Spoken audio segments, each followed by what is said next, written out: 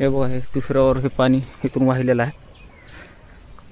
इथून पाणी वाहिलेलं आहे पूर्ण. हो का, हे वावर पूर्ण पाण्यामध्ये होतं. हे इथून पूर्ण पाणी, तर कमरे एवढं पाणी होतं काल.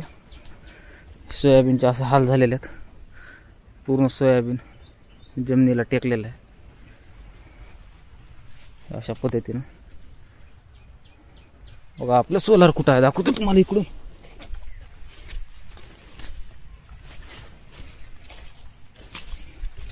बघा तिथं आहे सोलार. तिथपर्यंत पाणी होतं का. पूर्ण अशा पद्धतीने सगळं सोयाबीन झालेलं आहे. असं हे पूर्ण पाण्याखाली गेलेला आहे हा सगळा भाग.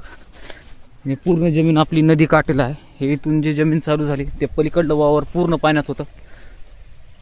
तिथून जी चालू झाली हे असाच पट्टा पूर्ण नदीच्या कडनच आहे. आणि अख्खं शेत पाण्यामध्ये गेलेलं आहे. हे बघा नदीचा प्रवाह अजून बी इथं पाणी आहे. हे बघा नदी वाहिली इकडून.